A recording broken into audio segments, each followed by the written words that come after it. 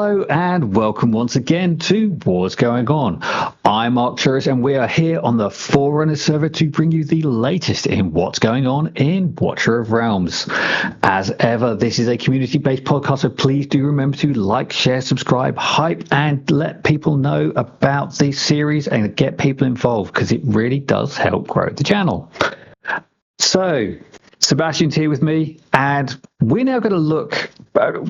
So, first of all, I say we're on the Forerunner server. The Forerunner server is the beta server. But today, we're going to look at something which kind of existed before the beta server. We're going to look back at what Watcher of Realms was before it was Watcher of Realms. You may have heard rumors about this game from way back. So people have been talking about this. This game is called WoR of Ember. Now, WoR of Ember appeared on the market in a very, very early beta phase in 2000-ish, and 2020. And as you can see, very, very, very similar to Watcher of Realms. Some of the characters' names are identical. There is Salazar, who is... You will know, but things are a little different. So there you go. He's got a flame attack, and it's all the sort of same mechanics that we're familiar with. And there's cost generation going on. There's waves of enemies. There's ultimates, and very, very similar sort of game to how it was. But yeah, overall interface has changed a lot. But I have to say, I much prefer the Salazar we have today versus this Salazar because I hate Scorch, and this is basically Scorch. So one of the things that I wanted to do with Arturo, since we are kind of getting into a different phase of the game. I mean, let's be honest, things are changing at Moonton. And they are changing the game drastically. So I just wanted Arturo's to kind of try to see if we can devote one of the podcast episodes to look back as to how far the game has come and where the game was at one point, where it is now, that is a little bit more in-game centrics. And so one of the things that I did is that I started looking at the history, and then I found some YouTube clips to share with him. And then I said, hey, look at what I found. I finally found the name of the game as it was originally before Moonton took over. So this was a different company that actually developed this first part of it. As you can see, Moonton made it their own. They did keep some aspects of it. And eventually here we'll get to how the summoning was done and everything, how that all rolled out. But as you can see, that there were some characters at that time that you're going to recognize now that had different rarities than they do now, and they had different names. So like what Scorch is now, it used to be the Salazar. That was the original name of it. And look, Wrath is there. 3-star. Yeah, Banyan. He's called something. It's really weird. They had a different name. So it really, at least when I started looking at this, it really took me back as to, because he and I kid about War of Embers coding coming into Moonton, and then they're trying to figure out how things go after that, and they can't fix it, so they just make something part of the heroes kit saying, no, this is how it works now. And so we always get around. Oh, Talon. War of Embers. Oh no, War of Embers coding got him again. And Arturo's does kid around and saying is some of the stuff they might not be able to fix unless they completely rebuild from the ground up and get rid of all the old coding that affects how the mechanics are for some heroes and maybe even the tacticians, and they're trying to get around all of this. And so I just kind of I wanted to reflect back as to when I found the game and when I really kind of fell for the game and play the game, and then it's just kind of reflect back as to how everything looked back then and how now everything has transitioned to where we are now.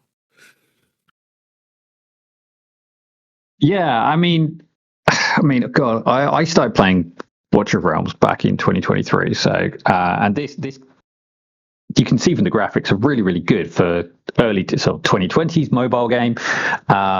If you think Raid was probably I don't think Raid was probably like on the horizons in 2020. It wasn't like, if it was really small. So let's And see. there was nothing. 2020 was COVID, right? So 2019 going into 2020. So I can tell you that is when I found Raid, because of COVID, right? There was something you wanted to do in the house, and that was it, man. It's Raid picked up because of the pandemic. People wanted to do something at home, so that's the game that they kind of picked up, among others that were in the market. But Yeah. that is when Raid found its popularity. Everybody started learning about this turn-based action hero collector RPG type of games, and they picked up. And then, as you said, the WoR Embers started coming out around the same time, but they had a different method to it, different methodology, and they decided on a tower defense.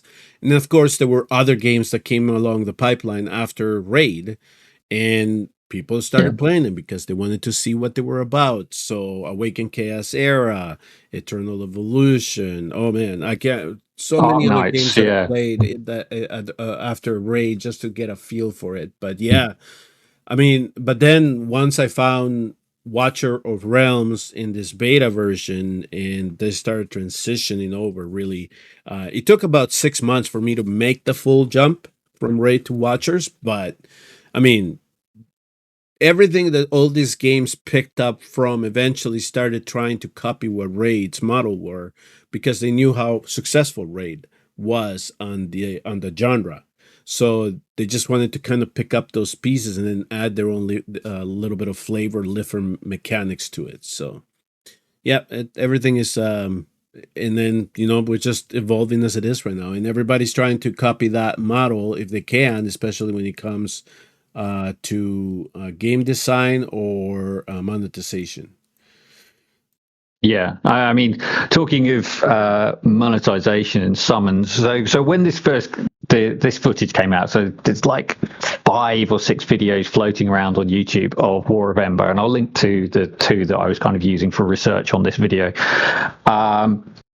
It's basically the summon animation. You can just see it over my shoulder here. I mean, it's very similar to something that you're familiar with. It starts with the spinny cube, but then they actually use the summon crystals in a different mechanic. I just wanted to pause this. But when the game first came out and was in a lot of these previews, they're saying, no, there's no monetization at the moment. It's just they don't have a way to monetize it. It was that early alpha that it was released. But there you go. So there's more of an involvement in having the commander as a character. Yes. One of the preview videos they make a big deal about the fact that the Oracle wakes you up and he's bringing you back to life, and that's where you put in your character name. Rex, obviously, still here, but under a different name. But yeah, same sort of basic idea. He was a 4-star. Yeah, he was a 4-star in this one. Yeah, he used to be an epic. Yeah. And yeah, but basically you've got the same tutorial. You've got some of the other characters are there, but they've either given them a beard or they've taken away a beard, and they've changed the posing of them for some heroes, but not the others. And what I think, there was one of the videos I was watching earlier that it's just picked up on the fact that the models had little miniature bases that they stood on, rather than just floating in the blue that they do now. They actually had little miniature 25 millimeter miniature bases, which was quite a nice little touch. But yeah, it's very much the game that we play. Some of the characters. So obviously you've got, I think she's called Lisa here, but it was oh god, what's her name? I missed the character model, but Breen. Breen had a different name. Brienne, yeah, that's it. Yeah, Brienne had a different name on theirs too. So this one Yeah. is what's her name? Uh, Ah, yeah, that's the end. okay. There's Lilith, who's the Yeah. rare, who's the uncommon, who's behind your shoulder. Yep. And Flash Lord, as he was known back then, but who now looks significantly different in his unlocked versions, promoted version. So yeah, so Voltus, yeah, free skin. Oh, let's just get rid of the adverts.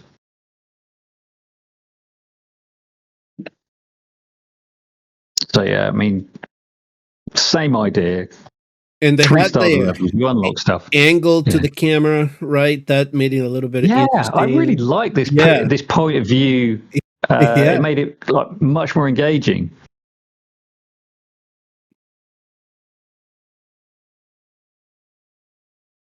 But yeah, I mean, So these are sort of the same as the stages. Yeah, at the Just beginning, go- at just the gonna try and- beginning, it looked just the same as it did with when we have to go through that tutorial and go through the first stages of the campaign.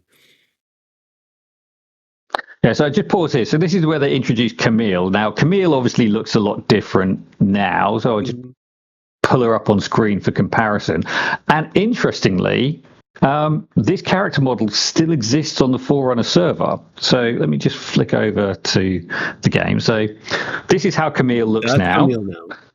And then yeah, that's Camille now. This is how she looked back then. So, but this character exists by a different name in the game. So now in Watcher of Realms, on the Forerunner server, because she's not yet been released on Global, and she was a fusion unit, which is why she doesn't exist on Global. And just 1 second, you will find OBS issues. Ta-da! Lordine. So Lordine was a fusion unit. This is what Camille used to look like. Same name, same hair, same stuff.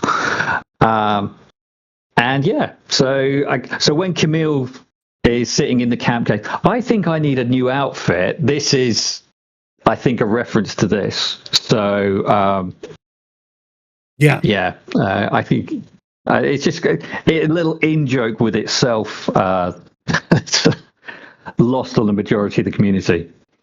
I also tried to find clips of Abomination, but his name at that time was Salabac, right? Something like that. So I wanted to find like clips of the heroes having different names, and so, but there were the couple of videos here that we found, like a Wrath and Salazar had different names, or Scorch had different names. Yeah, Ajax is in here, and this is before he was called Douglas. He's got a different name in this as well. So, and he's actually got a decent name in this. In the game, there's still a reference to Douglas, though, right? I mean, they didn't completely lose. I think Douglas is the name of the knight, and Ajax is the name of the. The name of the if you go to his lore, dragon. There's something about Douglas there, and that's supposed to be the guy that is on top of him. Yeah. So skip ahead. Can I get to the next round? So Nero is in here. So you might remember Nero as bring the video back. The epic. There we go. Yeah. So Nero, his daughter. So let me just go. So Nero's name didn't change, right? That was still the same. Well, it goes. It's basically the same. Yeah. Same name. His daughter's name has changed. She's also a Watcher for reasons best known to the game. Soliel is she's Soliel now. So Soliel, but she used to Sire Nero. Yeah. I think if you go to the summoning part, we're gonna get to see some of the heroes' names there too. So yeah. This is more summons, I think.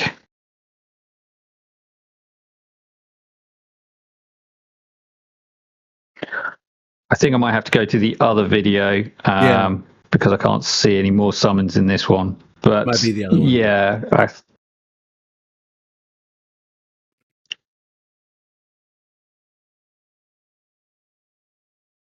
Okay. So yeah, so Cyanero there.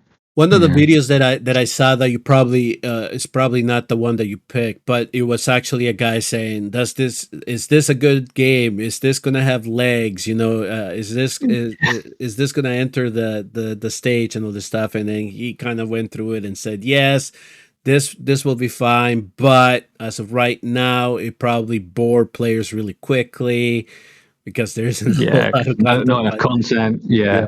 But so this was I couldn't find the developer's name, but my understanding is that after they pretty much put the foundation to it, as always, money could play a role into it, but Moonton grabbed it and they pretty much took it, and then they put their own development team on it. And then, of course, at that time, Moonton's big thing was Mobile Legends. So they just added this to their portfolio, right? And they started developing this alongside to still partner with Mobile Legends, and then brought it to the market here worldwide. So this is the old Ajax summon animation.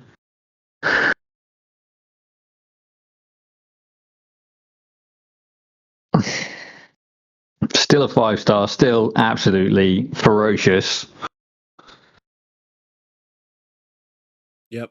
So he is Davion, an OG. I mean, his model, his rendering, he's part of that crew of original heroes in the game. Yeah.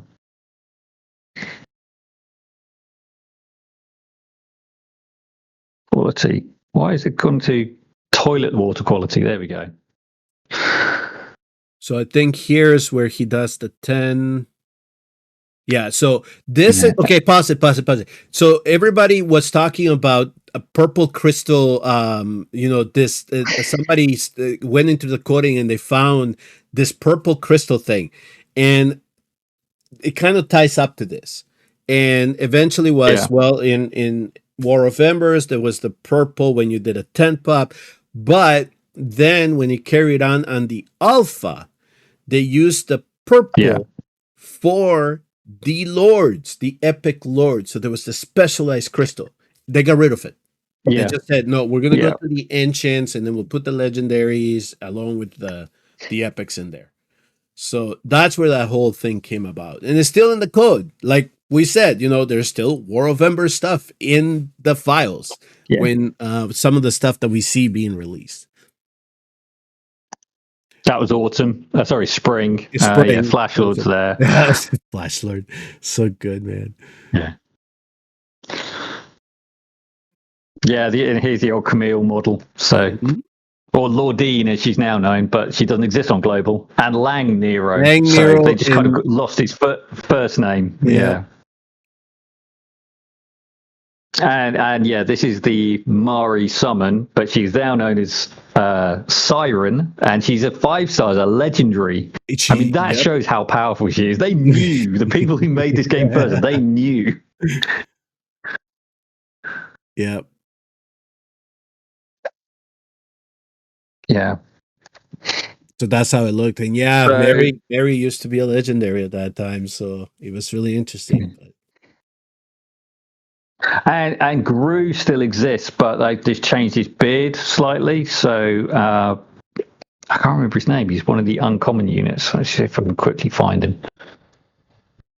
Not that it's that interesting, but I mean, it just shows that there's a lot of these old character models are still in the game. They're still present. It's Glenn. They've just changed his chin position slightly. So let me just flick it off so you can see. Glenn, Gru. They just giving him a bit more stubble to. I guess a few long years have gone past. So. Yeah, exactly.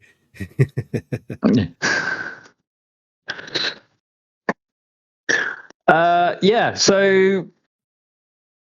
Yeah, I mean, you can see sort of like a lot of the game elements are still here. We keep encountering sort of like weirdness in how things are tracked, and one of the things which I've found recently is, well, we know from way back when you sold all of your ancients or that you didn't want, and then it suddenly went, oh yeah, we've worked out that you sold this many ancients, you get this much reward as a thank you, as a sort of a refund when they unlocked that. And it's like, and I think a lot of this is linked into the old database structure models. And one of the reasons that they struggle so much is that their databases are full to bursting. And to sort out and rebuild a database and keep a game intact is a massive job. I do not envy them at all. But they've got so much metadata on each of the things that it's easy for them to know exactly which pieces of unit gear you've pulled and where you've pulled it. But it does mean that that's why gear save, when you apply something, suddenly your scores where you've got that gear saved start changing. It's because they're tracking the unique ID piece on a piece of gear, and they can track that through. Right, what else was in the video? There's not really a massive lot else to say in the videos, because it is all pretty much of the same. But in terms of the game and how it's changed, you can see the basic structure of the game is still there. It's just like they've changed the angles that you play. They've changed what some of the characters do. Salazar is obviously changed to stop being a cost generator, and they've made him much more front end fighter. And that he works really well in that role. Brienne's combat is exactly the same. Her ultimate is exactly the same. And Soliel's attacks are pretty much the same as well. So yeah, a lot of it is completely unchanged from how things were. Right. I mean, so a lot of it was just name changes, or so everything that at least what I was able to pick up from how heroes were working, they kept that. It's just that, for example, Salazar, they just made him a whole different hero, right? And then just said, no, you're called Scorch now. So but Scorch has the same kit that the old Salazar used to have. That's the way that they reconcile that. And aside from that, I've said a lot of heroes either were demoted. I don't think many were, in terms of rarity, they were upgraded. There was a lot of demotions as the game has progressed, especially when we went from alpha to beta, and then some of the early beta days.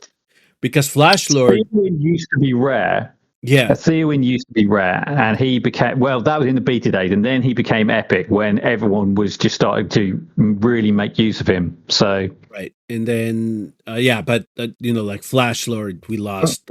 He this epic status, and that was disappointing. And I can't. There was a Rex. Rex lost his epic status. He also was demoted. They made him a rare. So this is why it'd be nice of them to try to consider, like Supreme Rex or something that just go back to the days of what the game picked up ground running. But they're just they want a red gemmed Rex. I say that to wind you up because I know. But they just want they want to bring in new renderings because they want to just give some people something else to try to get into the accounts. And you can tell by the surveys that they really care about the aesthetics of the new heroes, whether people are liking them or not. Because the questions are like, do you like the appearance of this hero? And then it switches over to if I had the diamonds to go after this hero, I would use it, just because of the way that it looks. They didn't ask about the kit. Really, it was all about here's how it looks. Did you like the hero or not?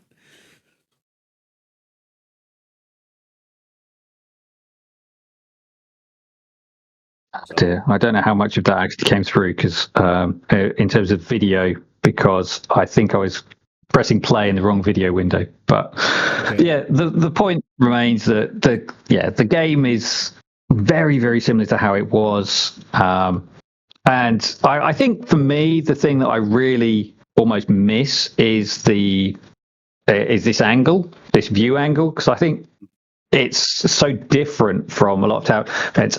And in fact, if it's in something like Unity, which it does kind of look like a Unity render, if you've been able to change the view angle, like rotate round, I think that would have been a really unique point to make it. But how you implement that, with mobile controls, it makes it quite difficult. But yeah, anyway, I mean, even if there was like 3 set points that you could change between. But I think overall, Watcher of Realms has come a long way in terms of what it's brought to the game, brought to the table. I think it's made some other people look at tower defense in different ways, but it's still got. I think it some ways it suffers from the fact that it is tower defense, and tower defense can be a little bit slower, because a slower pace, because you're having to sort of wait for things to happen, and you're having to, rather than just it's rushing, you hit the things as they become available and you move on. It's this case, it's like, okay, now I've got to time it, I've got to think about this and that and pull it together. It attracts a different crowd to something like Raid and other sort of squad based gachas that are on the market, and that doesn't appeal to everyone. I think this appeals to people who didn't want a cartoony version of a tower defense game. They wanted a much more like 3D rendered version. And I certainly didn't remember encountering anyone. I came to Watcher of Realms out of the back of Star Wars Galaxy of Heroes. And I tried Raid, but I just couldn't get on with it because I came in and there was just so much going on in there. I couldn't keep up. Whereas at the time of launch, when I joined, it was a contained amount. I could cope with all the different things. And I have heard a couple of people recently saying there is too much to do now in Watcher of Realms. Yeah. So I wonder if some people are starting to feel that way, that they're put off. And certainly for new players, they've tried to introduce mechanics such as the Odyssey and the storyline to sort of guide them in.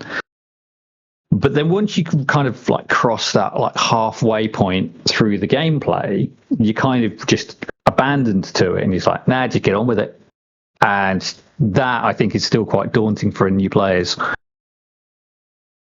Yeah, so this is what I was thinking in terms of the beginning, because one of the things, at least for Raid, and you coming in as a new player, especially 5 years in, 6 years in, not only did you have everything that the missions plugged you along, like, okay, you're going to unlock this facet of the game. So you'll get the clan boss number 1, and then at level 40, you get clan boss number 2.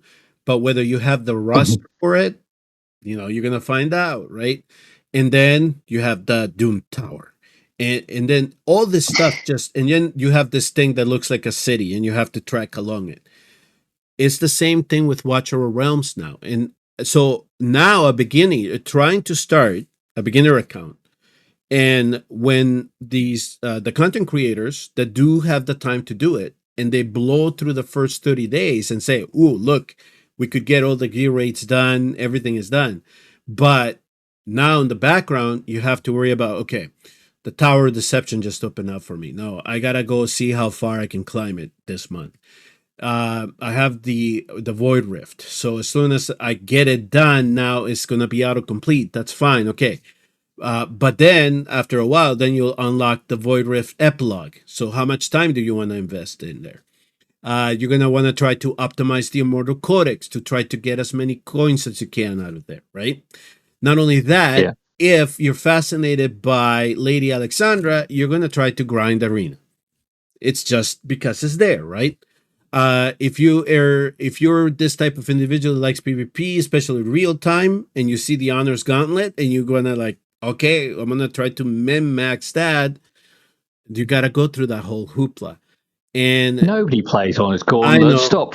I'm just saying, there's some crazy people that like doing everything in the game, and it's just piles on. Yeah. It's just It's way too much now. But that is because people were saying we need more content. We're getting bored. Now, in addition to that, because of that, those comments that were being made that people were getting bored, they wanted to play the game 24/7. Well, now all the bosses that are coming out is just 0 to 60.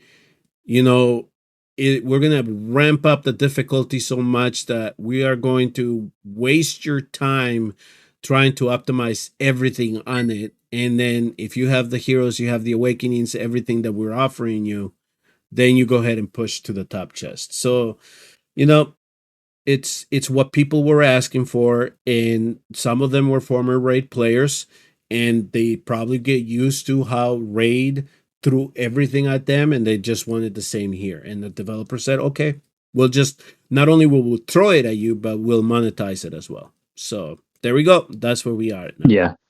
Mm-hmm. Yeah, and I think there's certainly the developers, certainly with the new Matrix boss, have the new Titanic Ruins boss, have turned around and said, okay, you want endgame content? We'll give you endgame content. Mm-hmm. And they've now released something which is so stupidly difficult that here we are recording on a Saturday night just before... Let me just get the right window off. Okay, so here we are, Saturday night, near the end of the week. Currently, top posted score on this is 57,000. I know that Lewis, who hasn't posted yet, can do about 10k more than that, maybe a bit more. The chests on this go up to 320,000. The scaling that they've got on this new content is far exceeds anything that our rosters can deal with. Yeah. And you can't just say, oh, your Forerunners, you suck. I know people who are on the test server who are trying this with fully A5 units, decent collection of gear, and they can't do it either. Just because of the amount of incoming damage and overloadedness of everything that's involved. It's just insane. And that's where my comments were based from last week. Yeah. Is that it was really hard to keep that tank alive. It didn't matter how many healers or a carnelian I would put on top of it. It's just boom. And then if you don't recover quickly enough, the second shot, you're done.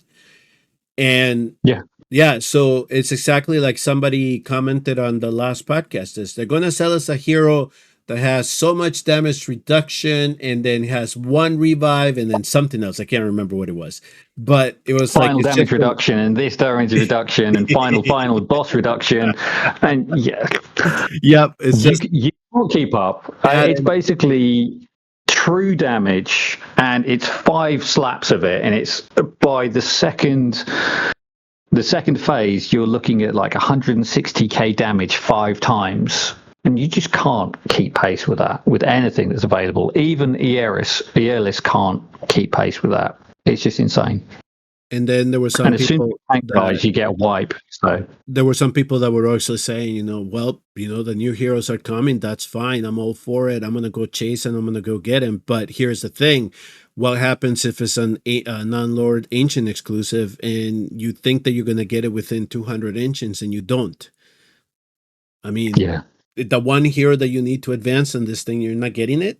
I mean, because there's no pity. Well, you asked for it. So, I mean, even with the comment that I made on my last video in regards to the shop, having all those little extra packs where they're just going to microtransaction you, somebody did the math for me and said, well, if you actually go through it and get the 18 ancient crystals or whatever it is that you can get a month, if you get that little pack every day that refreshes, or every week, is it that it refreshes? I can't remember. It's daily. Yeah, it's daily. These are daily. So somebody actually did the math and said, well, if you actually go through it and get all those ancient crystals and maximize it, you get like 18, I think it was, for like $60, something like that. Yeah. So it's kind of similar to what that pack that you activate if you buy the initial one, the 8 for 30, Mhm. and then it activates the next pack, which is 18 for 70 or something like that. So if you want to just Yeah. continue to microtransaction to death a pack, you're going to get that for 7. So people are reconciling it that way and saying, we'll just take it. So, but there's so much other stuff that they can add here. So we see in the hammers already. So in the Yeah. artifact essence. So there's so much other stuff that can pop in here. So you know, some people are justifying the monetization because they say that they want the longevity of the game. But the thing is that once the people that get tired because of the game mechanics as it stand right now, especially when it comes to arena and GVG and now the new bosses, is eventually some of them are just going to say, no, we're done. We've done everything that we can and we're going to move on. And those were the spenders. So if you lose the Yeah. spenders, as we commented with Zephyr's episode about a month ago, if you lose the spenders, there is no reason to develop the game any further. So, and then you just stuck with what you have.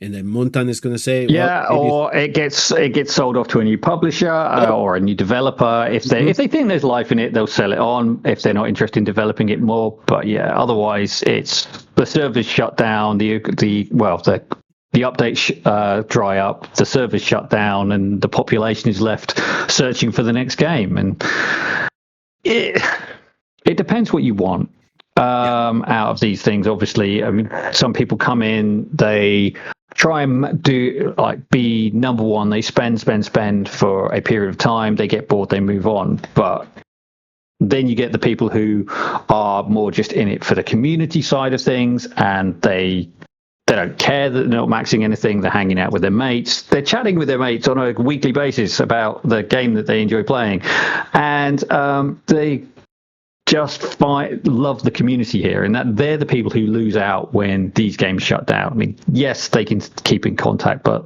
the thing that held them together brought them together in the first place is no longer there. So that's the sadness of it. And So the other sad thing that I fact wanted behind the original WoR of Embers was the fact that they had to shut down was the fact they leaked everyone's email addresses. So that's a problem. Yeah, that was the problem.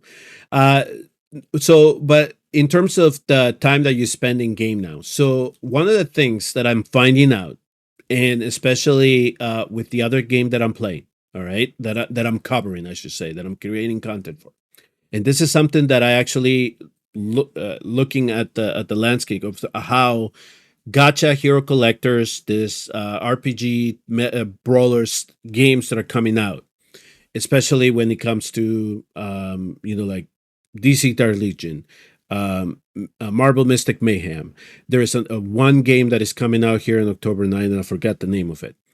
But essentially, what it is now is that they know that there is definitely a space within people that want to play these hero collector games, right? Where you pretty much put kind of a comp together, and then you push a button and you send them out. And the difference in these games is that, especially when it comes to farming and gear and all this stuff, is that they don't make it demanding. So at the beginning, it's pretty much there's just one tier of gear sets, and you just have to auto equip and you run through and you try to get to the end game. And once you get into the end game, sure, you can evolve your gear, you can do whatever you want with it because they give you, gems or things to evolve your gear. But essentially what they're going to is, yes, we have different game modes here, but essentially what it's going to be is you just put your composition together, click a button, and it goes. And while you're not in game, there's something going on in the background. There's idle farming resources going on in the background. And that is what that space is turning to. That's what companies like FunPlus are kind of switching over the model. Unless you're something like Fateless with Godforge, right? Where they're trying to keep that turn-based, still farm your gear, and that model that former raid or current raid players are used to, because that's what people like to do. They would like to max things. But right now, especially, there's that type of subset of games now that is being made available to people if they want to go chase him. And then at the same time, most gotcha games now are also turning away from the turn-based model, the tower defense model, and they're going more towards open world. You know, point A to point B to point C, and then you farm, and then you do whatever battle you need to do for your day, and then you log off, and there's something going on in the background. That you, when you come back in and you log in, you just collect it, and then that's it. You got new resources in your account. So it's just little things like that. And I mean, the camp thing is here with Nabri here in the back. That's essentially the model that Muntan kind of took over in terms of those other games that say, well, when you're not logged in, there'll be something for you to do here. But yeah.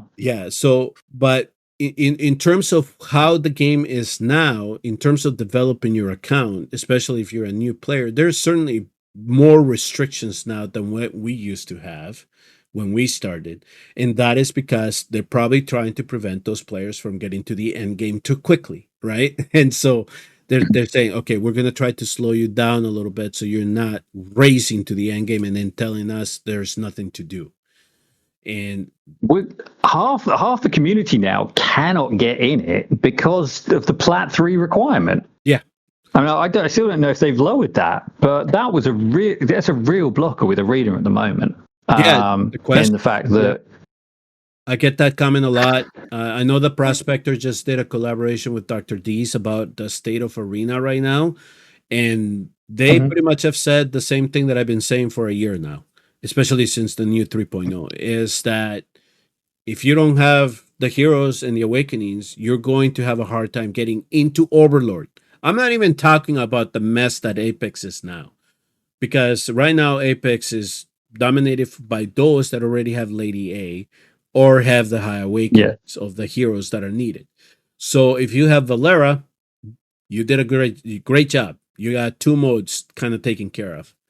And you know, and then it allows you to farm for Lady A. Once you get Lady A, now you got the third one conquered. And then you're shutting everybody out. Because that's essentially what they're and that's unfortunate, because that's one of the things that I always question here is why this subset of players that used to be former Raid Shadow Legends players knew of the trick that we did early in the week. We just put a one-man defense and let everybody farm their whole, you know, get the section. So why was a model here never adapted to that? And this essentially, no, we want to gate this. Keep it to ourselves. That's essentially what it is. Yeah, I think I need to be selling that idea more on the Forerunner server. That early in the week you just let everybody farm because the population here is so low now. There's like 20 people in Apex Overlord at the moment. It's just ridiculous. Just one man defense it. Don't even. Yeah, we just don't. And then Wednesday, Thursday, if you want to put up your defense, put it up and then push as much as you want to. But people are just, you know, it's like a race to Apex at the beginning of the week to try to hang in there, and it doesn't really make sense right now. So, but either way, I think that we've seen how far Watcher Realms has switched since it launched in the globals, and how I think that if the game does survive another 2 years, I think we know what the mentality is now for the developers in terms of what they envision the game to be. Because one of the things that I tell people, especially from the dev insights that they publish, is don't pay attention to what they're saying. Pay attention to what they are not saying. Because everything that is listed on those feedback comments that I see have to do with Arena, Molrek, GBG, Abyss 1, and then summoning in the Ancient Portal. But all their answers are none of that. It's all focused stuff that we really don't care. Well, at least me. I don't really care about. I don't care if Kigiri is going to have another run through. I don't care if we see Captain Reeb. That's not really my interest. I mean, they already wrecked the game with the limited heroes. That cannot be undone. All right. They pretty much stuck. They stuck. they put themselves in their foot in the mud there when it comes to that, and people are wondering. Someone is coming back again, but where is Kagiri? And that's not. I really don't care about that. That's not healthy. Yeah, I care about what happened. What again? I'm gonna keep harping on this. The rates for the drops, you changed them again. Level 4, level 3 crystals, that has changed. You can't tell us void cores have dropped off. Yeah, it's like something happened there in the farming of 23 and 24 when it comes to dropping those crystals. Where are they? Because when I do it in my global account and then I go back and look at Mulric, it's all level 1s and 2s. And I'm like, I don't want to do this. Yeah, I know you gave me an auto feature, but that's not the stuff I'm looking for, especially when you restrict the energy that I can dump on a 24. So you changed that. It's something there. People now are postulating that the whole pity thing with the soul stones, that was just BS, and that's why they're giving us the shards now. And not only that, they most likely changed the rates of the now whole soulstone, legendary, and the unpolished soulstones. Because some people are saying, you know what, I got like 2 in 6 months, and now I haven't seen one in a year. What the hell? And people are postulating on this, and I'm like, I can't defend them anymore. I don't think that they're being shady, but I can't defend that anymore because it appears, and then they don't want to mention anything about it. So it's weird how things are being run now. Yeah, I know I got like 2 back in March. It's now October, and neither hide nor hair. And okay, so I've got just under 50 shards of the unpolished soulstone shards.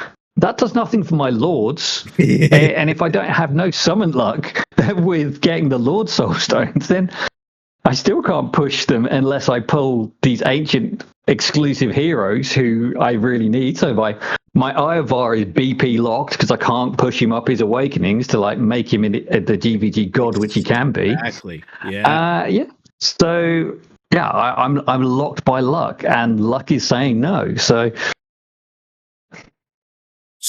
you know, I don't know. The Forerunner population is still kind of dropping off, but you still have your loyal, you know, devotees that still kind of run and try to do everything they can in terms of just at least the content, trying to see if they can min-max it, all this stuff. But you know, I'm concerned. I'm concerned that eventually what's happening in Forerunners will leak through the global servers, and then that's when we're gonna start seeing things really go downhill from there. But we'll see. We'll see what I think that if they don't make changes to Matrix before they release it to global, they're going to piss a lot of people off. I really do. But again, like you said, it's people have been harping about hard content, and they gave him a best one, and based on, you know, the world rankings, yeah, you got a good batch of 100 players there, but what percentage of all the players is that? And it's not all of them hitting 60K, that's for sure, right?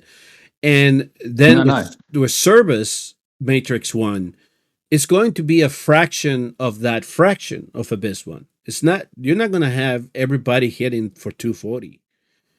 If the Forerunner players right now are at a 70 limit, 70 to 80, with the type of players that I know that we have here, I'm going to say 120 could probably be the max in global at the start.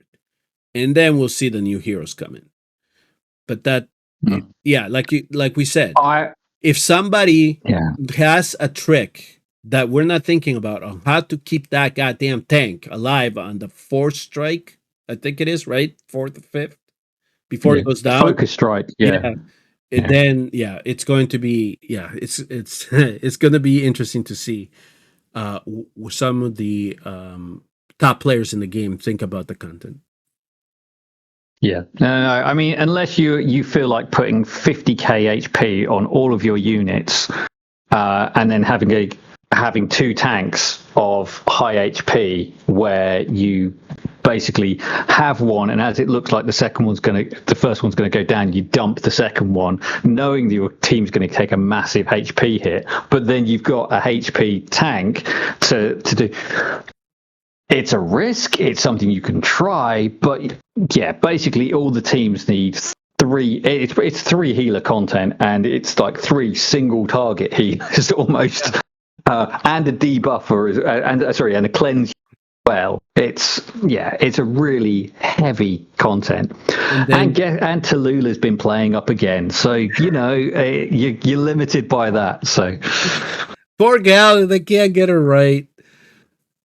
So do you want to tell the folks a little bit as to what Tallulah is not doing in service and what she was supposed to be doing? Yeah, I will post the screenshot here. I've raised it to devs, and rather than their normal like, oh, this is a bug, you need to record a video, I posted 2 screenshots and they're like, yeah, we've escalated this. So I run Tallulah with her exclusive gear and her exclusive artifact. So her exclusive artifact should mean she sends out 4 butterflies, and she sends them out quickly with her exclusive gear. So I fired off her ultimate. She sent out 1 butterfly. 1 out of 4. With the gear. With the exclusive gear.